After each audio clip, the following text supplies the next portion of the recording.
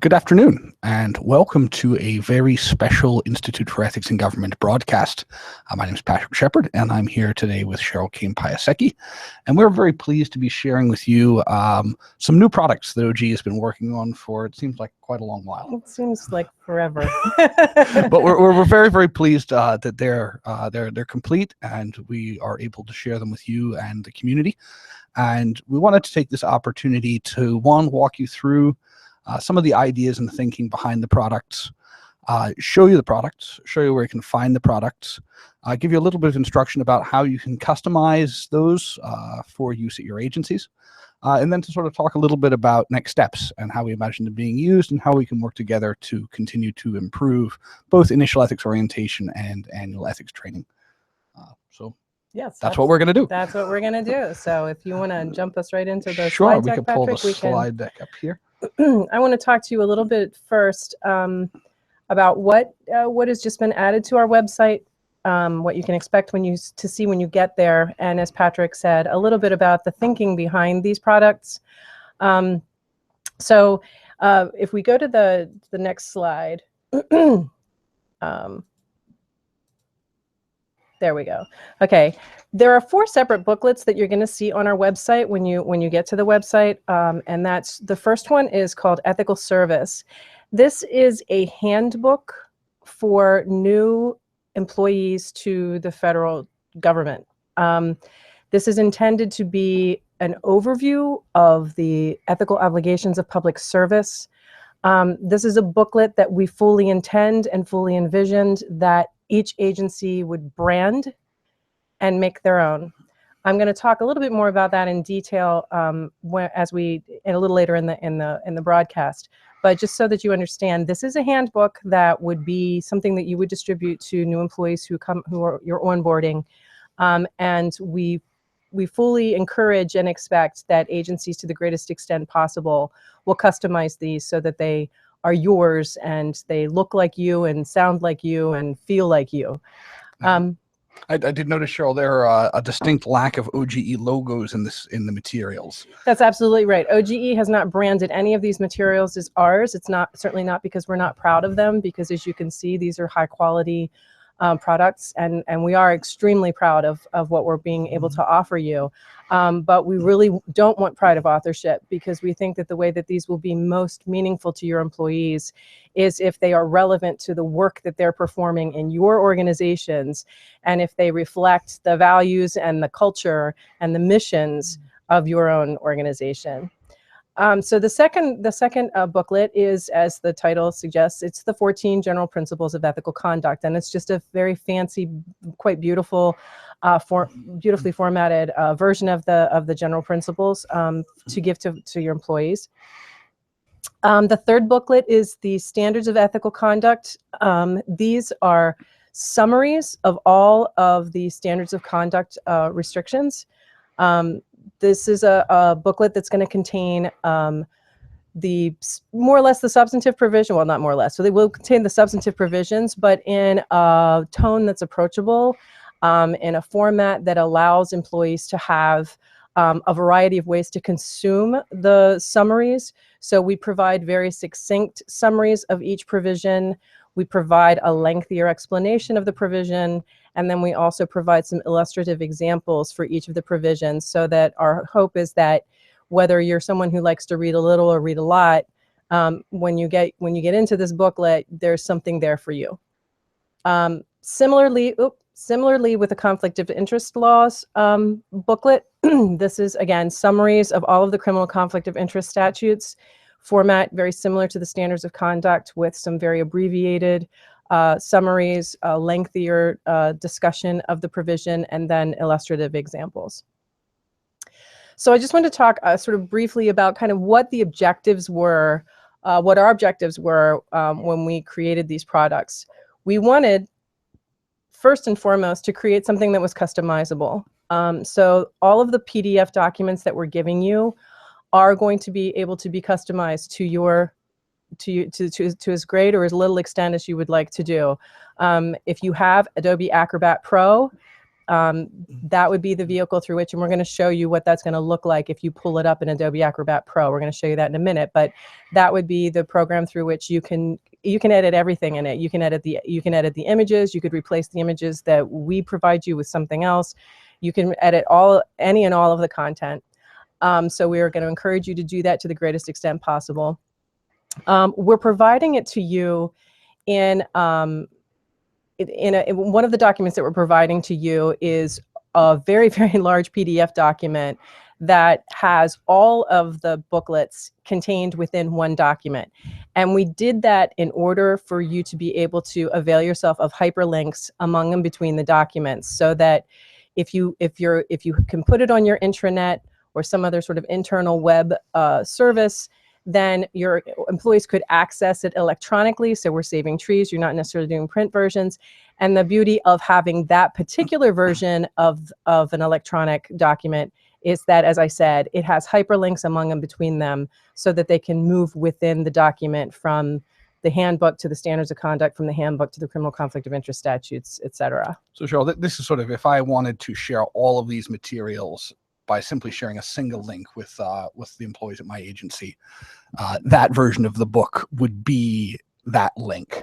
Exactly. And it's a very, and we're going to talk about that in a minute, because we made a presentation at the DAO quarterly meeting this morning, and it was pointed out to us that the format is quite large. I mean, that file is quite large, and there are ways that we think you can reduce it and make it more available to your employees. Yeah, and I think that's an important point, because we have multiple objectives here. Right. And with this particular document, we want to give you the highest quality project files that we possibly can, understanding that it's going to take you a few minutes to download them. Right. Because as you move things here and there, maybe you want to borrow some parts of it for a slide deck, we want you to have the highest quality graphics and the sharpest text and the most complete and sharpest file.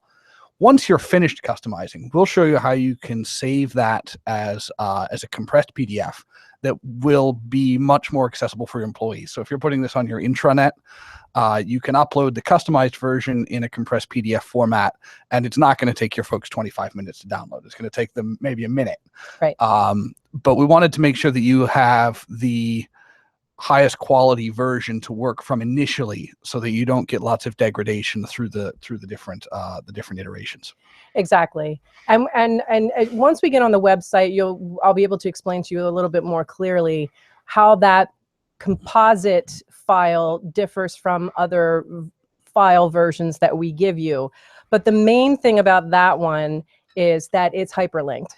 So if you don't care about hyperlinking among your documents, then that's probably not going to be the file you're going to want to download, because you can use the other ones that we've separated out for you. Those are also customizable. Those also have high quality graphics, but we've just separated the documents into 4 separate documents, discrete documents.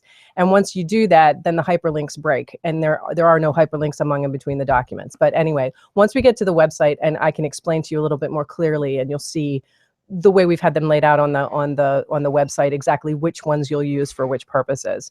But finally, we tried to be very, very thoughtful about the formatting that we used with these documents, because we realized that people are increasingly averse to reading massive amounts of text. But we thought that by making them visually very interesting, by chunking the information into smaller pieces where possible, and using different size fonts in different places in unusual ways, that there would be ways to try to catch people's eye. And once you catch their eye, then you have a much greater likelihood that they're going to stay in the booklet. So that was all very purposeful. For ethical service, for the handbook in particular, the target for that handbook were new rank and file employees. We thought long and hard about whether or not we wanted to target more discrete groups of employees, or like build different parts of the book for different groups of employees, and that just got pretty unmanageable as a project. So we decided that we've set the tone, and the target audience for us is sort of the wide range in the middle of the rank and file employees that you have. I think that the tone that we've set and the formatting is really going to be appropriate for any level of employee. But just so you know, we weren't necessarily targeting any particular discrete group like senior employees or anything else like that. As written, as we've written it, as it is currently existing, it addresses employees who are new to federal service. So you'll see when we get into the books, there are pages that say, you know, welcome to federal service. So clearly it's intended to be for new employees to the federal government. However, there are many, many places in these booklets where you can tailor it to your agency by addressing things that are unique to your agency, which would make these certainly relevant then for people who are not new to government, but are new to your agency. Right. So we can increase the utility of these booklets to not just brand new employees to government, but they can also could then be used for employees who are new to your organization. As written, as we constructed it, we had several goals in mind. Among them were, we wanted to emphasize that public service is not just a job with the federal government, that we wanted to engage people in the idea that this is a profession, for some people a calling, and that by virtue of that, it requires something more of you than just the fact that it's your employer who provides you with a paycheck. We outline and overview the general and basic obligations of public service. But one of the things that we added to this handbook, and we're going to be utilizing it in the training materials that I hope to have available to you by December 1st, is this notion that you have to sort of make a personal commitment when you become a public servant, and that it requires three things of you. There are three expectations. One is that you must become aware of what your obligations are. And that involves obviously becoming familiar with the legal authorities that we all are familiar with, the 14 principles, the standards, the statutes. It also requires of you engagement, and by that we mean, you know, cultivating habits of asking questions and seeking advice. And the third thing is an accountability piece, where we not only hold ourselves accountable for our own actions, but we hold each other accountable as sort of an organizational cultural principle, which is the notion that we are accountable to and for each other. If you tailor it, you can certainly, and we're going to encourage you to add agency-specific values or expectations, any messages, for example, from your agency head or from leadership in your agency mission statement, and any description of your organizational culture generally. And then you may also wish to consider inserting some sort of an accountability statement from an agency perspective as well. I think this is a really interesting feature of the book, and really nice, because we don't want to be in the business of competing with agencies that have gone through an exercise of creating shared values or creating a mission statement or a service statement. You know, we really want to work with rather than sort of against those activities. Right. We want to encourage agencies to use the shared values and mission statements, you know, sort of in other thinking that they use in other program areas, and integrate that with the ethics training, with the ethics materials, so that this doesn't feel like something other than a message from your agency. We want this, from your employees' perspective, to feel like another message from your agency, from its leadership, in sort of that's consonant with the sort of the culture of your organization. Mm-hmm. And I think that really the focus of the handbook is really establishing expectations that, you know, and we frame it in the notion that, you know, as the agency, this is our commitment to you, and then your commitment to us must be the following things. And actually, Patrick, if you can pull up the web page right now, I want to show you where all these things reside on the web page, and talk a little bit about the how to do with the web page, and to show you a little bit of like how the web page is laid out, show you what's where. And then we're going to get into a little bit of the guide that we've crafted for you, so you can see a little bit better like where we're telling you might want to consider making edits to the booklet. And once we've done that, then we can talk about actually, once you've made edits to your booklet, what you can do to save it, and to save it in a way that doesn't degrade or does, you know, that might reduce the slightly reduce the quality, but it'll make it a much more manageable file. Okay, so on the OGE's website, if you go to our education tab, as Patrick is pointing out, and you go to education resources for ethics officials. We can get that to pull up. Okay, then under ethics training tools and templates, it's kind of hidden there at the end of the paragraph. I think we're going to fix that because I think we need to put that in a better place. But that's, if you click on training tools and templates, you'll see initial ethics orientation products. And if you can scroll down a little bit for me, Patrick, there we go. Okay. If you look at the first set, where it says project files for customization and electronic delivery with hyperlinks, the portfolio of combined handbooks is the big file, the huge PDF file that we were telling you about that's going to take you a little while to download. It's completely customizable. And this would be the version you want to use if you want it to hyperlink. Okay, so if you want the documents to hyperlink among themselves so that you just can send one link to your employees and they have access to all four within the same link, this would be the document to use. If you don't want to use that large of a file and you don't care about the hyperlinks, if we can go down to under materials for customization, no hyperlinks. Here we've broken out each of those 4 documents I told you about: the Ethical Service Handbook, the 14 General Principles, the Summary of the Standards of Conduct, and the Summary of the Conflict of Interest Laws. Each of those is a separate customizable PDF file. So it's going to have the same quality of graphics that larger project file has. It's going to have the same, you're going to have the same ability if you have Acrobat Pro to completely edit these documents. The only thing they won't have are hyperlinks. So again, this comes down to, do you care about hyperlinks? Do you not care about hyperlinks? And depending upon your answer to that question, that would be decisive of which place you would go. And for all of these, I think it's important to note we have provided them in the highest quality possible.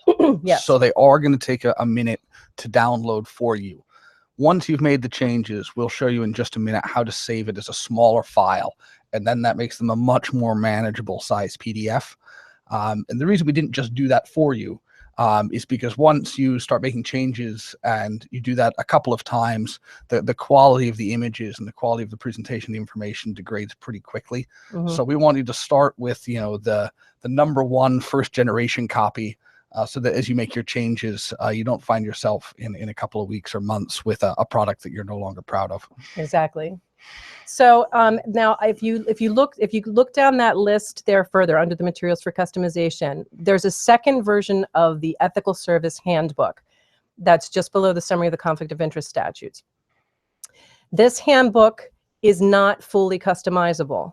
This one is just for folks who don't have Adobe Acrobat Pro but only have like Adobe Reader.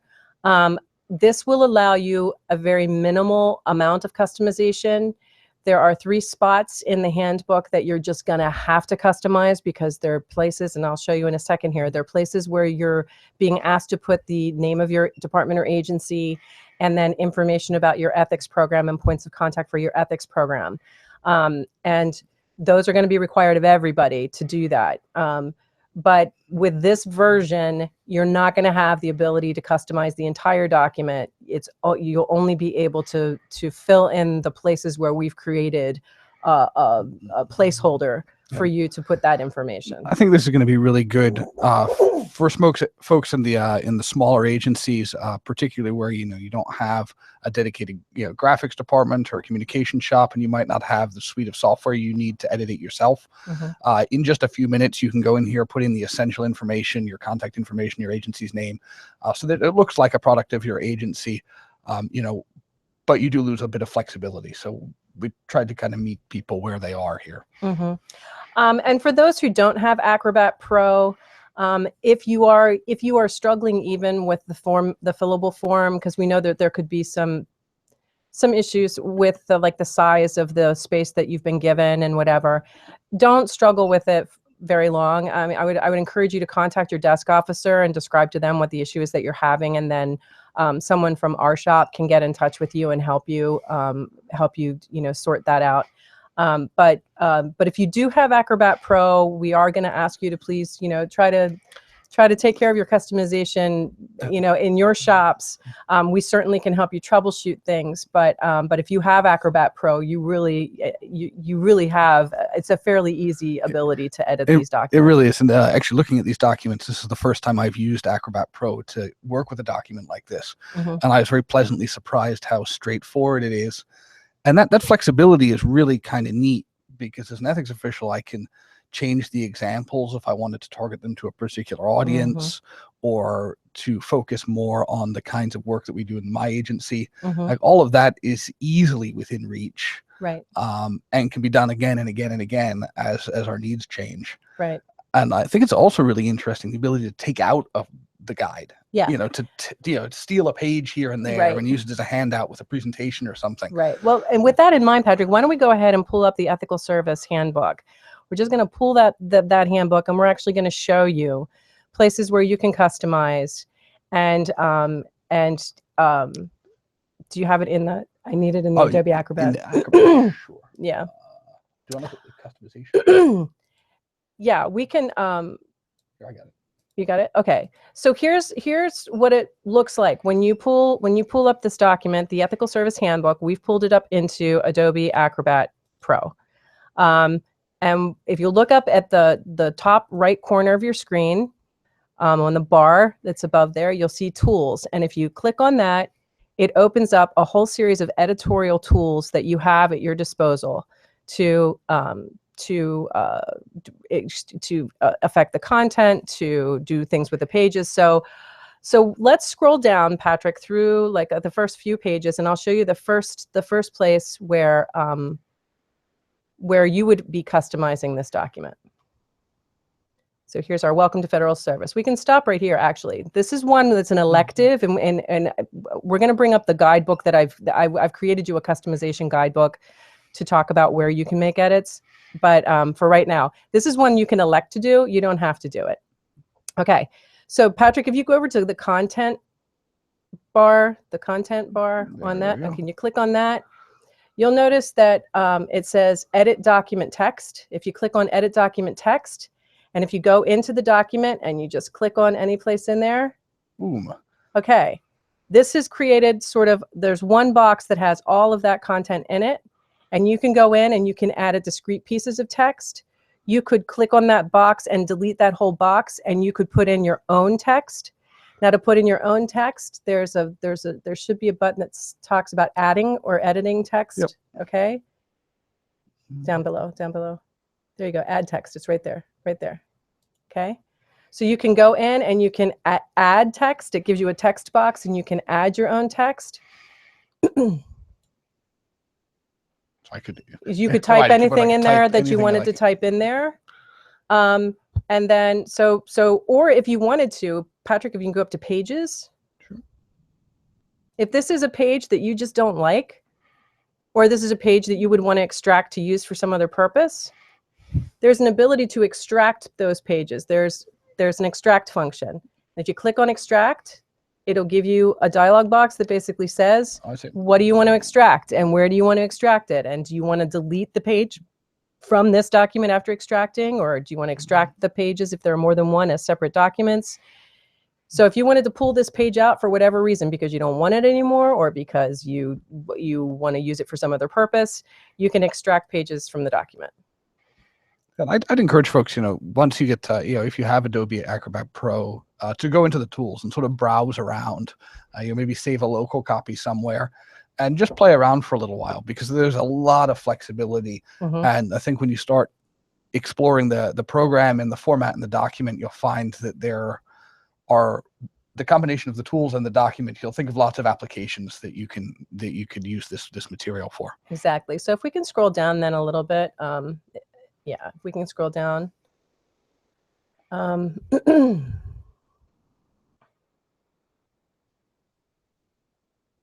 Here's our principles and standards of conduct. This is a place where you might want to consider putting in your own value statement. Our table of contents. If you have the links, if you have the version that hyperlinks, all of those pages are hyperlinked and would take you to the next page in the document. Okay, our commitment. We can stop here. This is one of the first places. This is the one of the pages where you are going to have to customize this if you want to use the booklet. because we've obviously put a placeholder in for the, and then you put your department or agency name there. Is committed to upholding the highest ethical standards for all its employees. To do that, we have a support systems in place to help you determine what is ethically appropriate or legally required of you. And if you scroll down a little bit more, Patrick, here's a general statement about what the ethics program is. But then below that, there is a huge placeholder at the bottom for you to put in a program description of your office, the information about your contact points. If you're using, if you want to place a hyperlink here, like if you just want to say information about our ethics shop can be found on whatever, and then put a hyperlink to like your website or whatever, you can do that as well. Just put in enough text with a hyperlink to wherever the location is where that information can be found. But this is a page you are gonna have to customize, whether if you want to use this booklet, because it's incomplete if you don't. It's incomplete if you don't, right? And these are the places where in the easy customize book, if you don't have Acrobat Pro, this is where you're going to find a text box where you can type in exactly in Acrobat Reader and save a copy. Exactly. So any place where we've said it's required, if you don't have Adobe Acrobat Pro, in that fillable form version, we've created fields for those. Here's where we begin with your commitment. And I'm not going to scroll down through the entire document, but this gives you a flavor for what the document looks like. And this is all of this is editable. You can customize any of this. You can take it all out. You can change the images. You can do whatever you want to with this document. It is eminently yours. So now, Patrick, can you talk to them a little bit about if you customize and then you want to reduce the size of the file? Yeah, sure. So I'm going to pull this down to the middle of the screen so we can all sort of see properly. Okay. And the key here is when you go to save as, the file type you want to select is reduced size PDF. The file size you want to select is reduced size PDF. And if you click on that, it'll open a dialog box and give you, you have to choose a destination just like anytime you save something. But this is something that's kind of important. It asks you which version of Acrobat you want it to be compatible with. So the reduction in size is not always reverse compatible. So if you know your agency uses Acrobat 9, make sure it's compatible with Acrobat 9. Mm-hmm. If you go earlier, they will work for the more modern versions of Acrobat, but you can't make the file quite as small. So if you use the most recent version that you know your folks will be able to access, that will give you the highest quality document in the lowest file size. And generally speaking, the optimization process saves you about 3/4 of the file size. So if you're looking at 20 megabytes, it'll reduce it to something like 5. Right. So it's a sizable reduction. Okay. So that's just to give you kind of a feel for what it would look like to what it would look like to edit the document. Now in addition to the actually, can you go back to the web page a minute, sure, Patrick? So in addition to each of these documents, if you look right under in the first 2 bulleted points up at the top, where it says Portfolio of Combined Handbooks, right underneath the Portfolio of Combined Handbooks is where we've got the guide for customizing these training handbooks. And we put it there just because it seemed a good place to put it, because you can use it either for the version with the hyperlinks or you can use it for the versions that don't have the hyperlinks.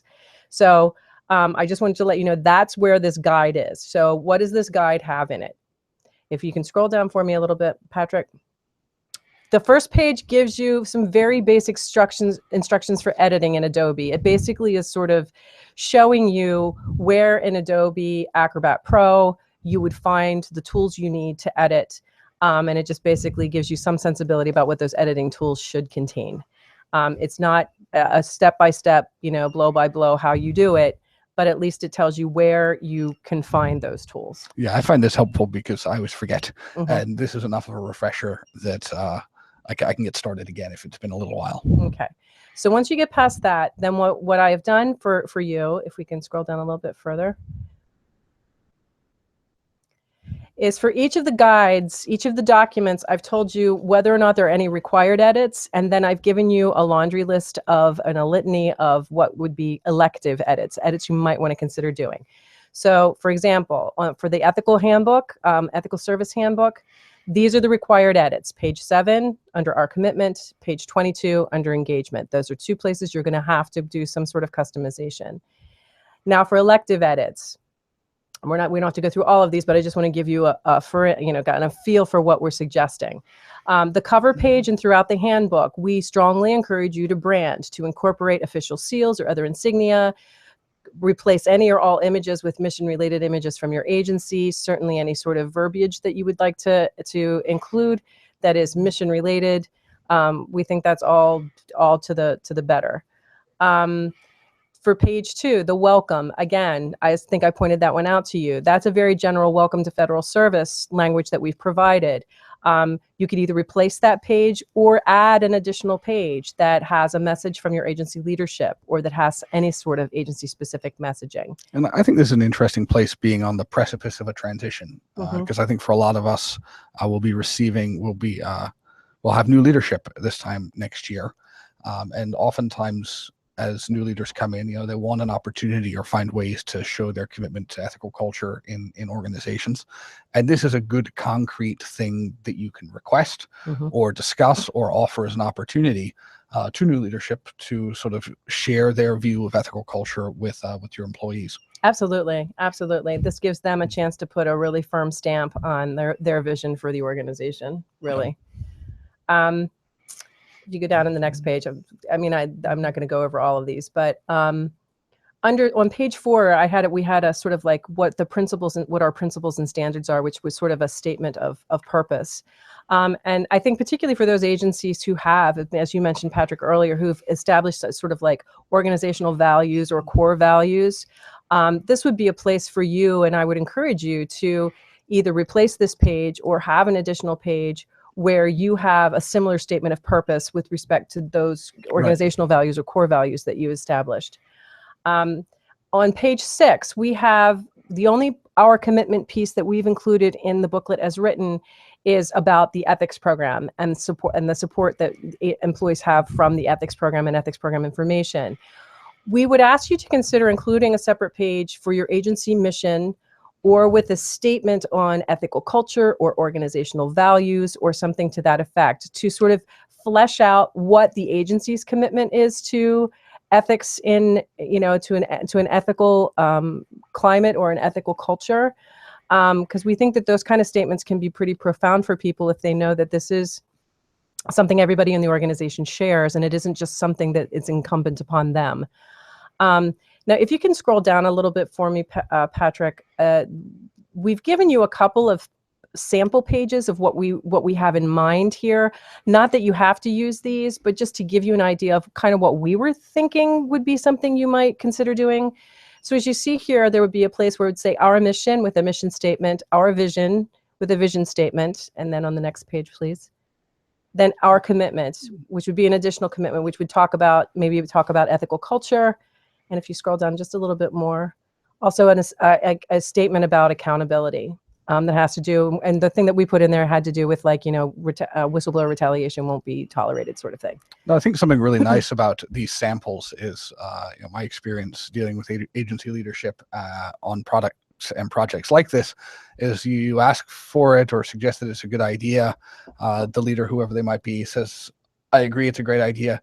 Could you draft me kind of what you had in mind so I have a place to start? Right. And having something like this that you can easily pull from and say, oh, this is a place to start. It's not necessarily the thing, but it gives you sort of a direction, can really take some of the pain out of this. Right, absolutely. And I think it's always so much better if you have a for instance that you can at least start with. Okay, with the standards of ethical conduct and with the criminal conflict of interest statutes, they're all really only elective edits, and for both booklets, it's really the same. We say that for elective edits, you might want to consider changing out some of the images for things that might resonate more clearly with your employees. We definitely think you might want to consider at least tweaking the examples to make them specific to your agency. And then I've also included places where you might want to provide hyperlinks. For example, when it talks about use of government position, if you have personal use policies, you might want to put hyperlinks to your personal use policies. If you have prior approval for outside activities, when you get to the outside activities provisions of the standards of conduct, you might want to put a hyperlink in there someplace that would go to your prior approval process or whatever. So there are ample places within these documents if you want to create hyperlinks to other locations where you have other things that you might want people to look at. What I would discourage you from doing, I'm not telling you you can't, because obviously you can edit the entire document. I would discourage you from editing any of the basic summaries of the provisions that we've provided, because we've spent a considerable amount of time and thought in trying to provide an accessible and reader-friendly but adequate, legally complete and accurate summary of the standards of conduct. So I would, again, I don't want to tell you you can't edit those pieces, but I would discourage you from doing so. So I think we tried very hard to take away all that can be taken away while leaving the things that are very important. Yes. And it's not an easy task. And I don't think any of those decisions were made lightly. And we think we did a pretty good job. Yeah. Yeah. Yeah, we do. So that's all for me, Patrick. So I kind of want to give you some time here to point out, to show folks the annual ethics training stuff that is also on our web. Yeah, I'll just do this very briefly because we're sort of running into the hour here. But we have made some of the annual training products that we've been releasing over the past 6 or 7 months more available to you. So we brought them out of Max and put them on the OGE website. You can see them down here at the bottom of the screen. Perhaps most important is our library of training scenarios. So we have, I think, about a dozen scenarios, and these are PowerPoint presentations. They're collections of 3 or 4 slides, depending on the scenario. You can download them. You can open them in PowerPoint. You can edit them really, really easily. You can make changes to them.